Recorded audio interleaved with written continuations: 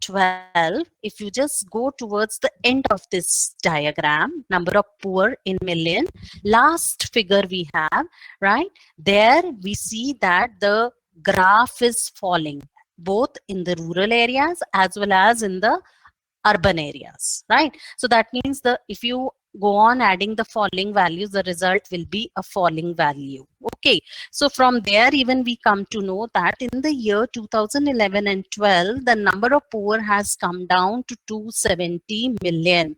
So from 320 million in the year 73-74 to 270 million in the year 2011 and 12, right? So the value shows that the poverty has decreased, okay, over the years. Now, if we just talk about the percentage, right? Percentages, as I said, is basically the head count ratio, right? Now, if we talk about the percentage, we come to know that in the year 2011 and in the year 1973-74, there were 55% of the total population that was living below the poverty line. That is again the same way we go like we have calculated for the number of poor people, but here we take out the percentage, add the number of people in rural and urban area, and then you take out its percentage, right? So that comes out to be 55% of the population was below the poverty line. Then in year 2011 and 12, the number of people again has fallen as in terms of percentages also. That is, it has come out to be 22%. That's it. Okay.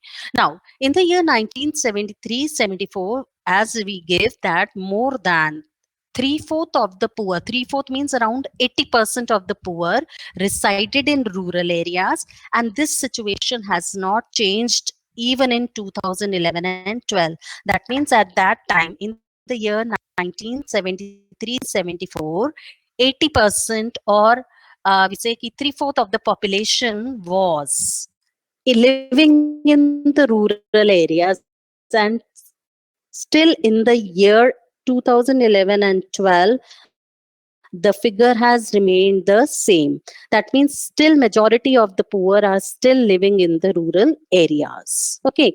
Then now if we compare, if we see the if we see the poverty trends in different states, right?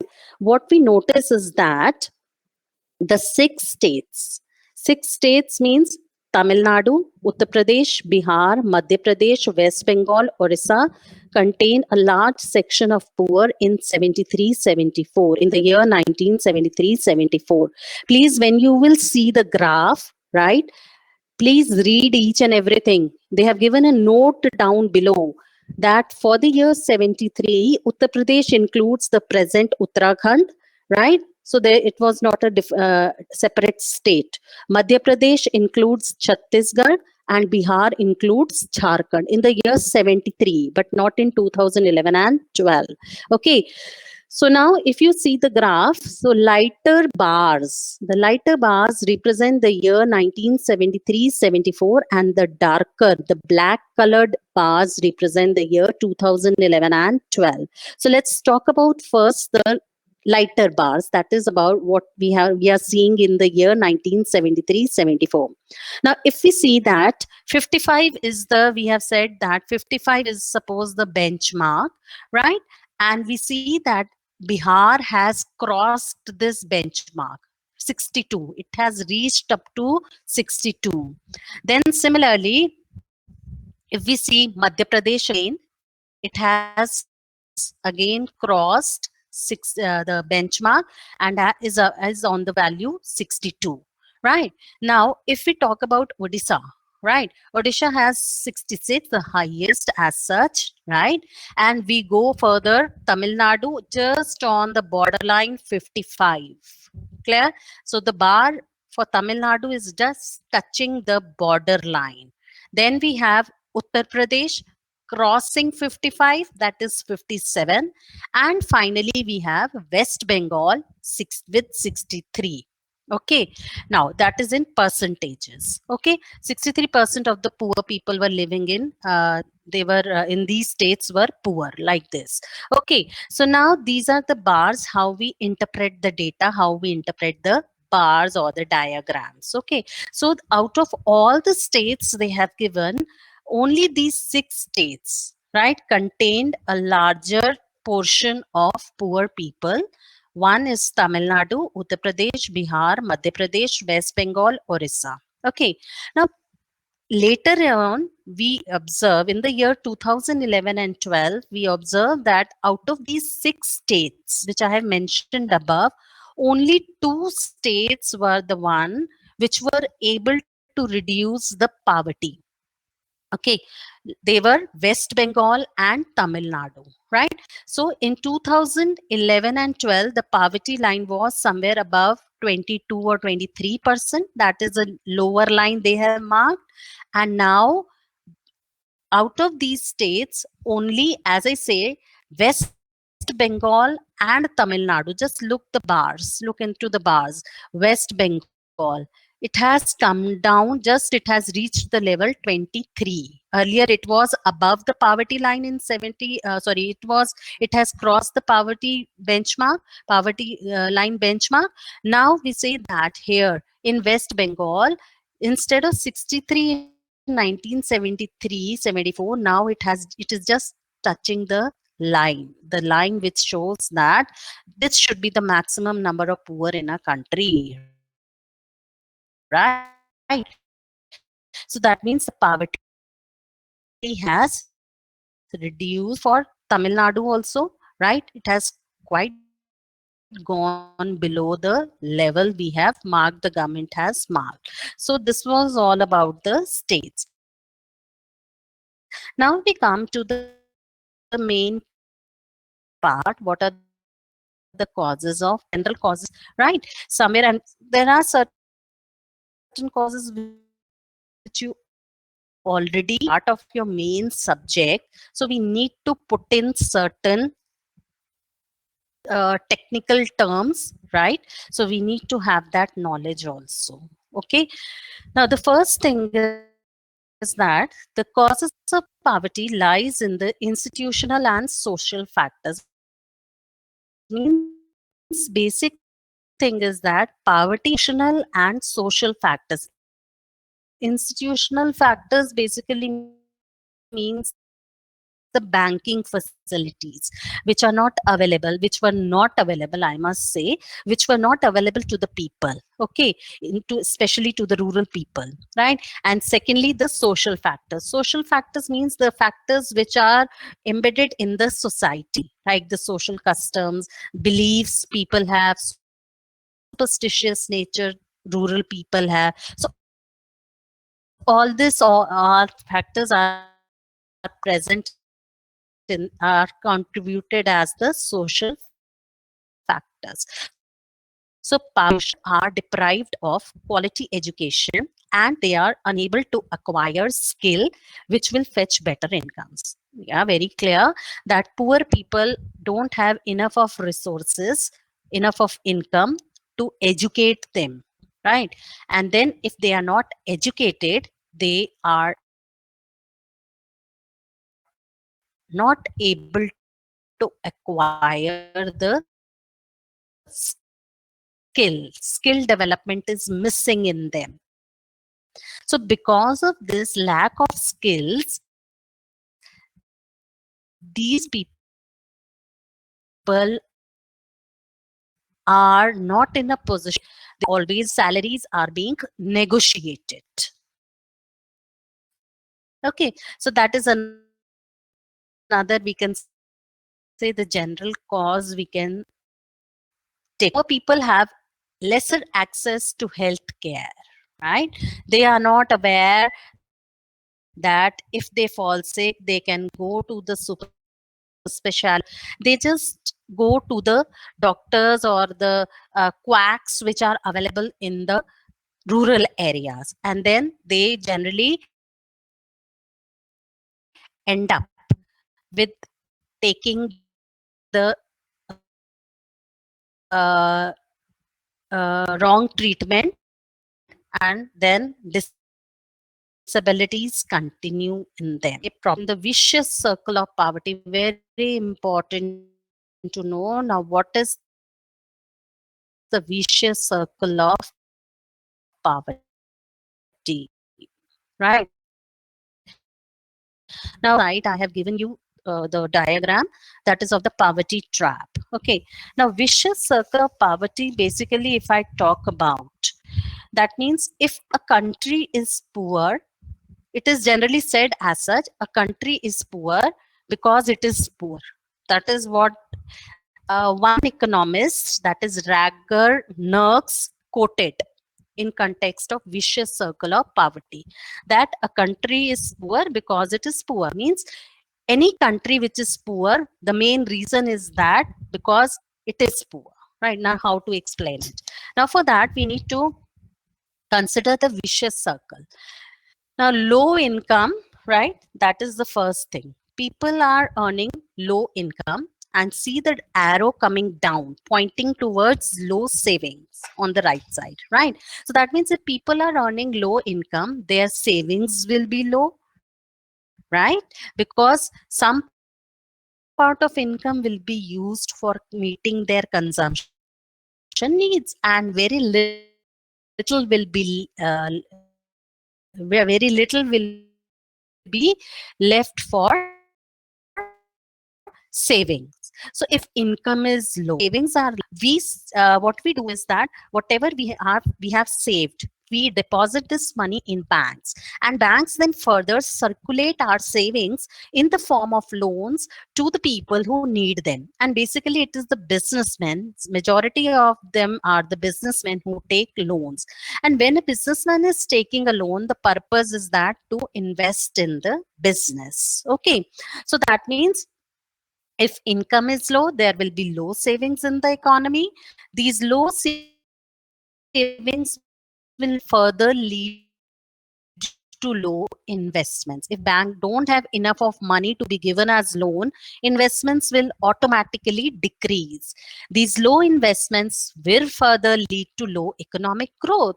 Economic growth can be measured, as we have already done, that economic growth can be measured in terms of GDP and per capita income. So when investments are low, right, businessman is investing less in his business, lesser output will be produced. Lesser output means the GDP is decreasing.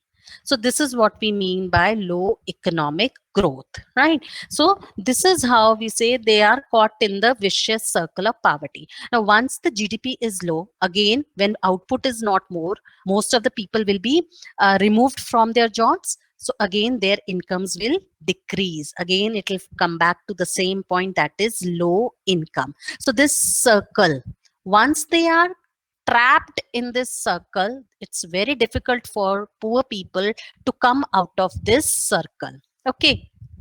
So this is one side of viewing it. Another side is that from the development aspect. Now, low income, just move upward, arrow is going upward. Then the next step will be, with these low income, there is low level of education and healthcare. When people have lesser income, they cannot afford education, right? They cannot afford good healthcare facilities. So when these people are not educated, they are not healthy, in fact. So because of these two things, there will be low level of human capital. Okay. And this, when human capital is not good, this will further lead to low productivity. That means if people are not healthy, they won't be able to work for longer hours, give their best. So as a result, productivity will decrease. Productivity basically means production. Now, productivity here just can be defined in two ways. One can be the agricultural productivity, and another can be the industrial productivity. Now, agricultural productivity means that hectare of land area. Okay, whatever the output is produced on 1 hectare of land, hectare of land area, that output will be called as agricultural productivity. Now, if I talk about industrial productivity basically means that production or output produced by a single person. How many units of output a person is producing will be his productivity. So if human beings are not healthy, they are physically weak, right? So in that case, they'll not be able to work for longer hours, and moreover, they'll not be able to give their best. So in that situation, production will decrease, right? And this is larger output. Obviously, income will again reduce. They'll come back to the same beginning point, and this circle will also go again and again. Okay, so they are caught in the poverty trap, or what we call as the vicious circle of poverty, right? So this is one we say reasons. These are certain reasons for poverty. Besides that, economists have given us few more reasons which lead to poverty. Now, the first reason we start with is the poor state of agriculture. Okay. Now we know that we have been telling you that we were an agrarian economy, right? So agriculture was of great importance to us. Now, in our country, agriculture was backward, right? Backward in what sense? Because the farmers used primitive tools for producing crops, or they were using the primitive methods of production. Okay. And along with that, another problem which these farmers faced was the problem of fragmented and small landholdings, right? Now, what are fragmented landholdings? Fragmented landholdings basically means that when the land of a person gets divided, a farmer has three sons, right? And a farmer has certain land area which he possesses will be divided amongst his three sons, right? So one part of the land gets divided into three parts now, right? Now,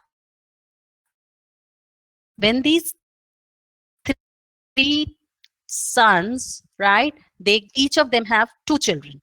So that means now each parts, like this happens is that the land gets divided into different parts, many parts it gets divided into, and then in that each case, each one of them will be getting a very small part of the land. This is what we mean by fragmented land holdings or fragmentation of land holdings.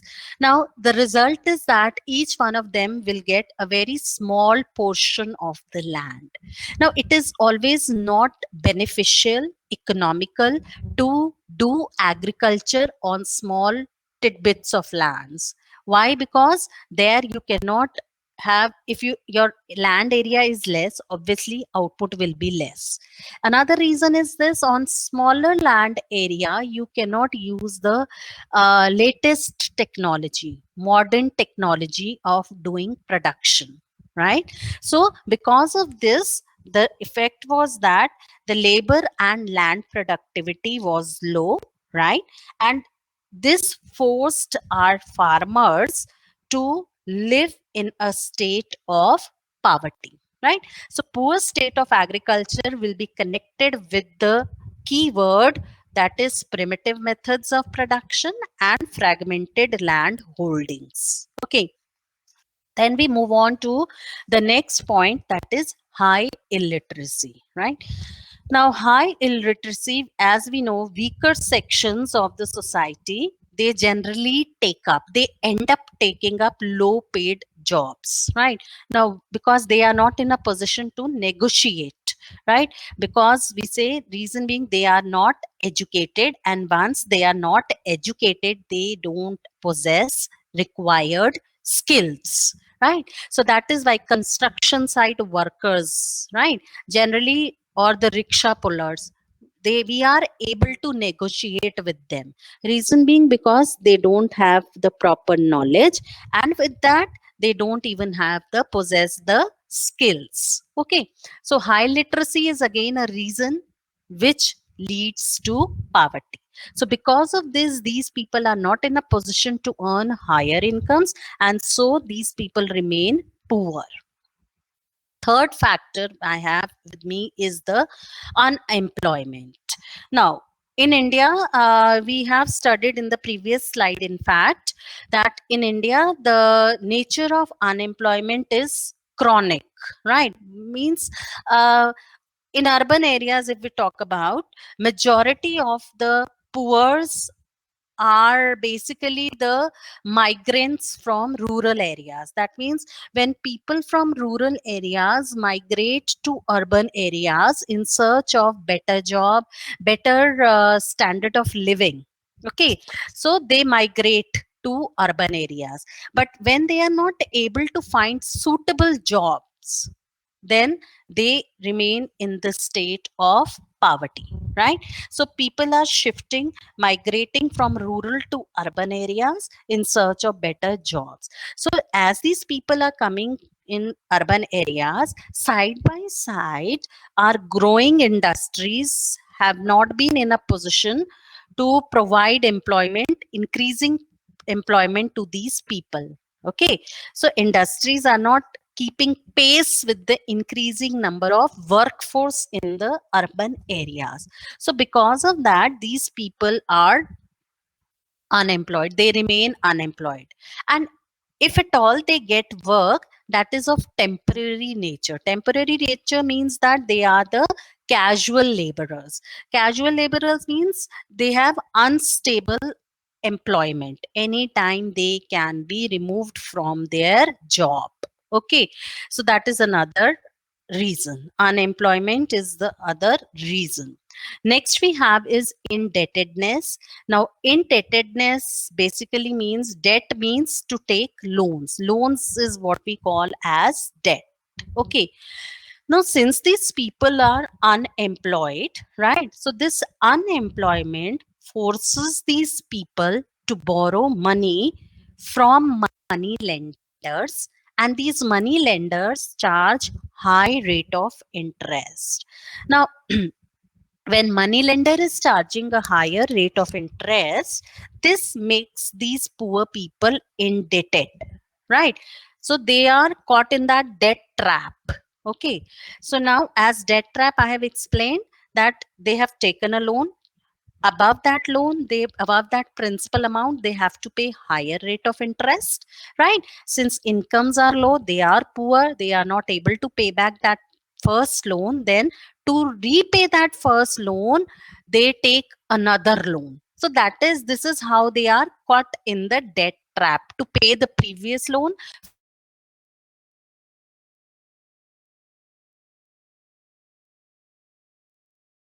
their life.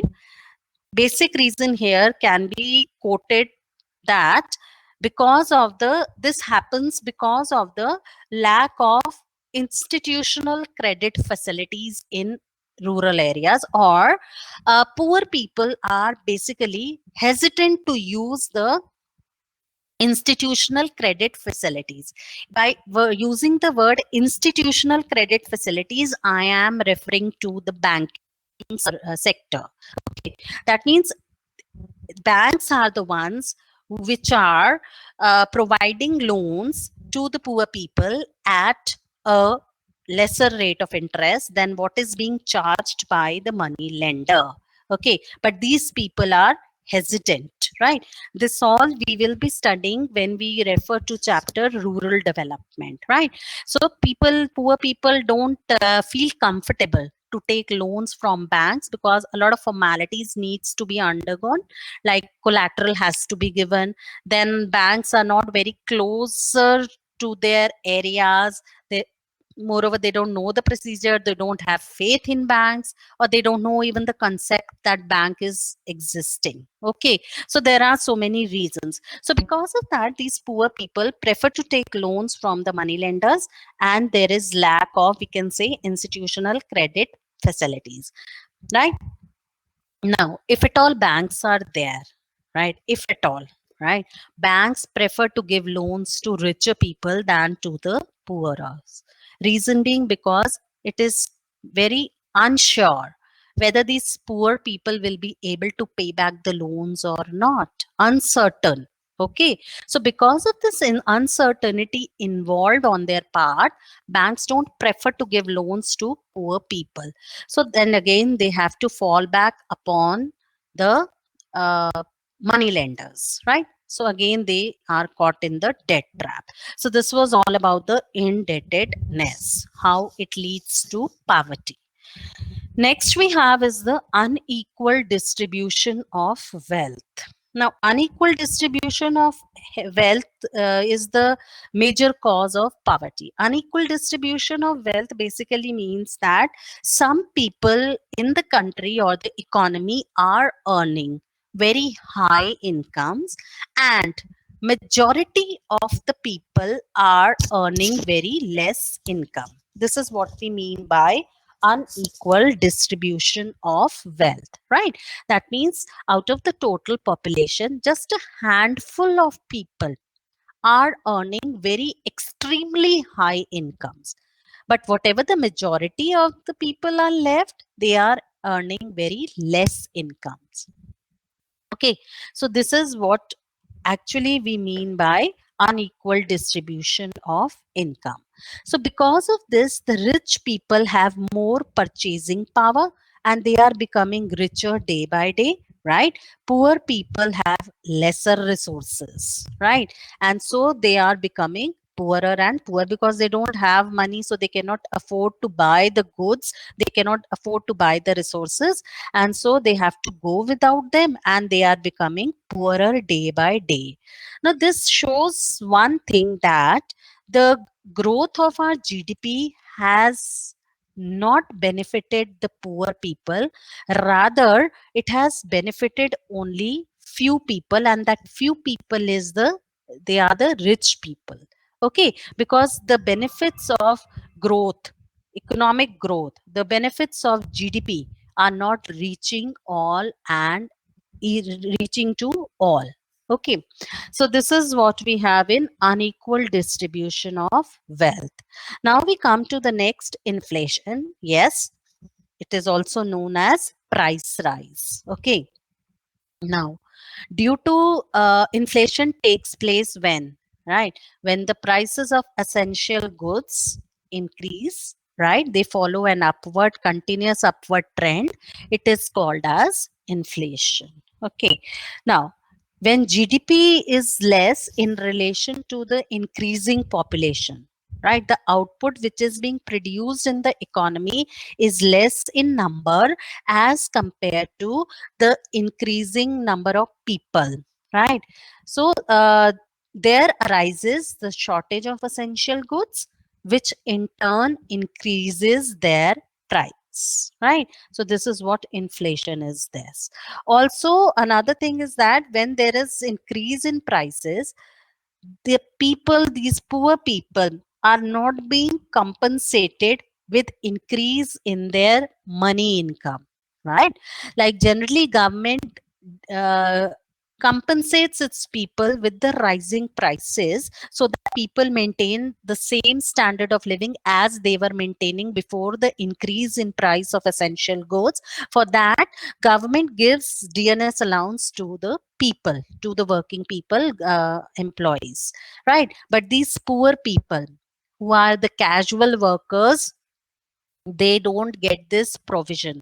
So it's only for them, it's only the prices that are increasing, but side by side there is no increase in their money income. So that means within the same amount of money income, they have to accommodate with the rising prices. So prices have increased, money income has remained the same. So that means now they are in a position to buy lesser amount of goods and services which they were buying earlier, okay, before the increase in prices. So that is inflation again makes them more poor. Okay. Now, lack of infrastructure. Now, what is infrastructure? Infrastructure basically are the support services, basic services which help the economy to grow. Right now, infrastructure, just a passing reference I'm giving you here, although we have all these chapters in the later unit. Right now, infrastructure basically is of two types. One is the economic infrastructure, and another is the social infrastructure. Economic infrastructure includes all those services which directly helps in the production of goods. Okay, like economic infrastructure, we can take the example of energy, right? Power, that is, right? Then communication, transportation, banking. So banking facilities are good. Obviously, the production in the country will increase. Okay, so that means those services which directly help to increase the amount of goods and services produced will be categorized under economic infrastructure. Whereas social infrastructure includes all those services which indirectly help the economy to grow. Okay, that means indirectly help in the production of goods and services, like health, I talked about. Health, education, right? Housing facilities. If people are healthy, they will work for longer hours, they'll work more efficiently, and then in that case, they'll be able to work for longer hours, and in that case output will increase. If they are educated, they'll learn the new techniques, they will try to adopt new techniques, they will follow the new technology, they'll be able to understand the modern technology and carry on production. So that means social infrastructure basically includes those services which indirectly help in the or indirectly help to increase the production of goods and services. So together, economic and social infrastructure together is put under the category of infrastructure. Okay, so now the infrastructure was very much, we say, in a very bad shape. Right now, the services, infrastructure services, as we know that they form the foundation of growth and development. If we have good economic infrastructure, good social structure, good social infrastructure, the growth and development will take place at a faster rate. Okay, so basically these services form the foundation. But in our country, this foundation was very weak and unstable, or still we are improving on it. But still, if we compare it with developed countries, still we have to go a long way. Okay. So this means that because of the lack of infrastructure, right, not proper facilities given to the people, right, though employment generation is also very less. Okay. Now, next point we have is the pressure of population. Now, increasing population, rising population, you can just name it anyways. Okay. Now, the population of our country is increasing at a very fast rate, right? And this leads to slower growth in per capita income. Now, what is the relation between increasing growth rate of population and decreasing per capita income? Why is this so? Okay, now per capita income we know is calculated as total national income, right, divided by the number of or the total population. That is how we calculate per capita income. Total national income divided by total population. Now, if your numerator, that is the national income, is increasing with a very slow rate, and the increase in denominator is by a greater amount, right? So the value will always be less than 1, right? Or the value will be very less, right? So therefore, we say that since the population is increasing at a faster rate, this is resulting in slower growth of per capita income, right? Now, with the increasing population growth, right, these population is increasing, demand for goods is also increasing. So that means we can say there is increased consumption, right? There were two members in the family, they were demanding some amount of goods and services. When there are four members in the family, the same family will demand now more amount of goods and services. Their consumption level will increase, right? So now what happens is that as the consumption level of people increases with the increase in population, so these people are left with very little amount of income which could be used as savings. Their savings, if I talk very straightforwardly, their savings will decrease, right? Now if the savings in the country decreases, that is the national saving will reduce, what will happen? Again, there will be less investments or capital formation. Okay, so this is how the things go. So pressure of population means rapid growing population leads to low per capita income. Now with this, within this low per capita income, they have to meet the increased needs of consumption. That is, the consumption increases, which reduces the level of savings in the country, and which further will lead to less investment or capital formation. Okay. Then we have social custom, the last one. Right. Now, social custom basically means that these poor people, because they are not educated as such, so they are more driven by social customs. Okay. They have fear of so many things, right? Like these people generally spend a large portion of their income on meeting the social ceremonies. Like if they have to perform some ritual, they have to perform some puja, so they will not see whether they have the means or not.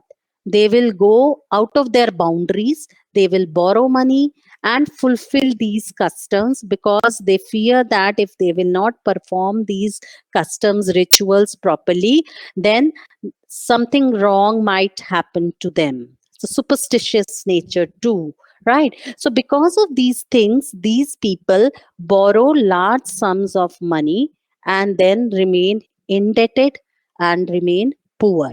Okay, so these are basically the causes of poverty. Just a fast go through, right? Poor state of agriculture. Here we'll be talking about primitive methods, fragmented land holdings, right? So because of that, the productivity is low. Then we have high illiteracy. High, because of the high illiteracy, they work on low paid jobs, and since they don't have education, so they lack in skills also, right? Unemployment, basically we say that the nature of unemployment is chronic, and in urban areas there is a lot of unemployment caused due to the migration of people coming from rural areas to urban areas in search of better jobs, right? And moreover, our growing industries are not able to absorb this growing population in urban areas. So these people, when they come to the urban areas, these people become poor, they remain poor, right? And if at all they get a job, they generally get temporary jobs, right? Which unstable employment, they face unstable employment. Next is indebtedness. Indebtedness basically means that since these people are unemployed, right? So meet their requirements, they borrow money from money lenders. All that story will come in, that money lender charges high rate of interest and makes them indebted throughout their life. And moreover, these people don't have faith on institutional sources of credit, right? That is the banks. And banks also don't prefer to give loans to poor people, right? Because of the uncertainty of repayment. Then next is the unequal distribution of wealth. Majority of the people are earning very less income. So we say some there are only few people who are earning very extremely high income. So when the majority of the people have lesser income, so they have less resources, right? And so they become poorer day by day, right? Then next we have inflation can also be called as price rise. Okay, now due to the inflation in the country, right, we experience that the prices are rising, but side by side the money incomes of these people is not rising in that proportion, or it is not rising at all. So because of that, they have to buy within that less small income, they have to buy goods at a higher price, so which makes them further poor and reduces their standard of living. Then we talk about the lack of infrastructure. Infrastructure is are the basic facilities help in the growth of the country or the economy. As I said, two types of infrastructure: economic and social. So on the whole, it is totally deficient in our economy, be it your economic infrastructure, be it your social infrastructure. Let's say the infrastructure in our economy is very weak. Okay, so because of this, the growth and development is going at a very slow pace. Then pressure of population. Yes, population is growing at a much faster rate, right? And side by side, this is leading to fall in the per capita income. And with the, we say, as the per capita income is falling, right, population is increasing. So that means within that same amount of per capita income, we have to accommodate the needs of more people, right? So as a result, savings will decrease. Savings will decrease. That means the capital formation will also come down. Okay, and this will reduce the national income also. Then last we have is the social custom. Social custom means they are basically driven by the rituals, marriages, the all the prayers and the pujas they hold, right? So even to do these, they go at length, they go to any extent to borrow and then again remain indebted throughout their lives. So these are the causes of poverty. Now our government has taken many steps as such, right, to remove poverty. Now, the 5 year plans, as we have studied about, basically stressed on social justice. We have done growth with social justice as a goal of 5 year plan. Okay. Now, it was, let's say, it stressed on social justice as the main objective to, let's say, achieve development in the country. Right. And if you will see the features of all 5 year plans, you'll see that all 5 year plans have emphasized on reduction of poverty. Okay. So that means right from our independence till now, we are struggling with this problem. Okay. We are struggling. We have not given up. Related to the quote I gave you in the beginning of the class, the government is still struggling, economy is still struggling, but we have not yet given up. Okay, now before I do that, I would just like to stop the things here, because last time, as I said, that I want to share some videos with you, right? The crisis as I talked about. Okay, so I am just sharing those videos right now. Yeah, right. Just give me a minute. Yes.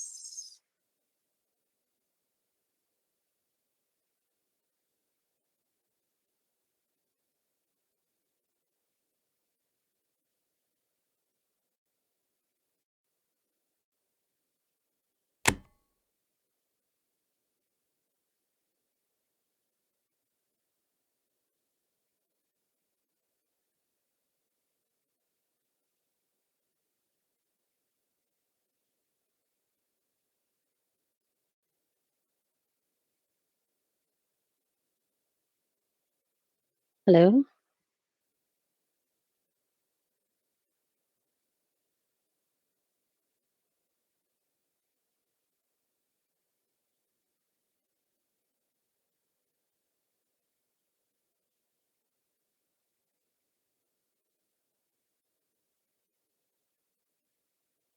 Hello?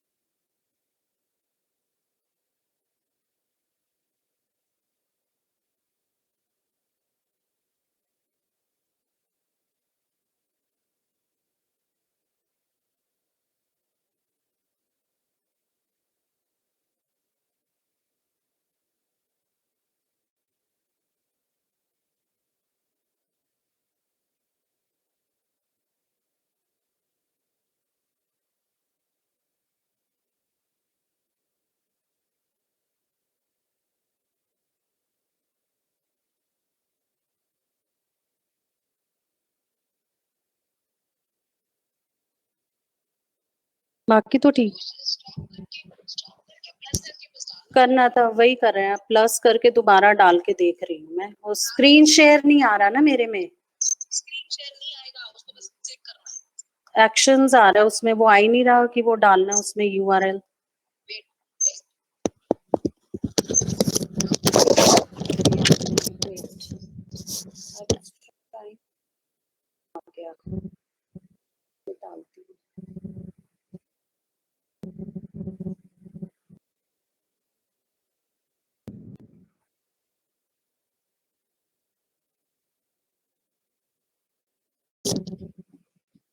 इसको full screen कैसे करना है रेखा?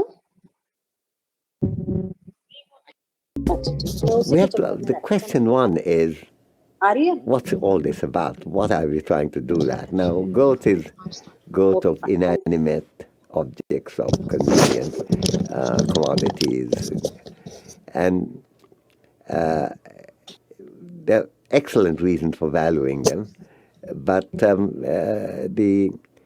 we value them not for themselves, but what it does to human life.